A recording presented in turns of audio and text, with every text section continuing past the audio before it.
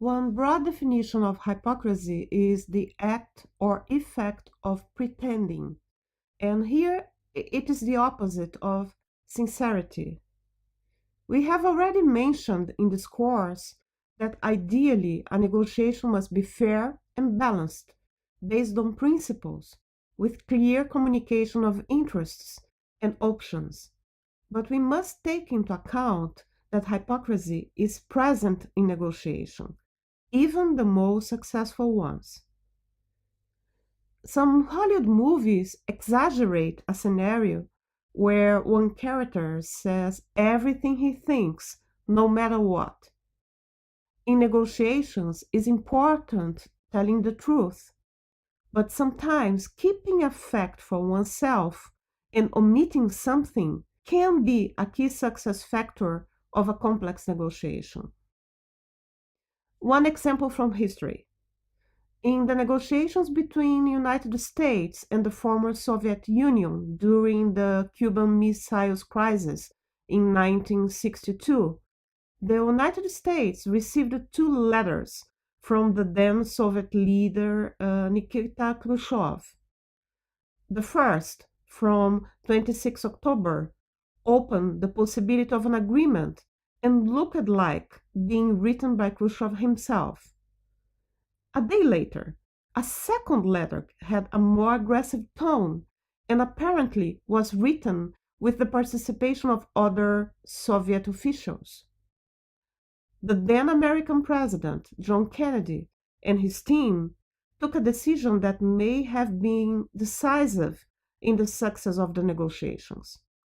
The United States, in their answer, ignored the second letter, pretending it didn't exist, mentioning just the first letter.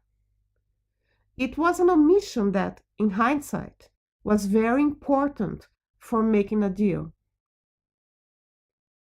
Avoiding excess of sincerity is easier, but opting to omit an information is much riskier.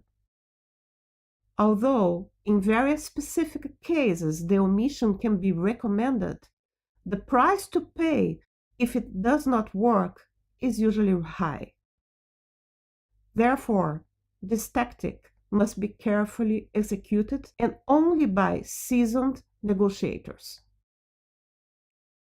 The concept of hypocrisy is several times mixed with inconsistency. It can be translated as double standards, being against the fairness principle and equality of treatment. Making exigencies to a negotiator and not to another under the same circumstances, for example, can undermine the overall negotiation credibility and, consequently, lead to its failure. A hypocrisy case that is not necessarily negative occurs when negotiators don't like each other. Sincerity in communications could make this animosity apparent and jeopardize negotiations.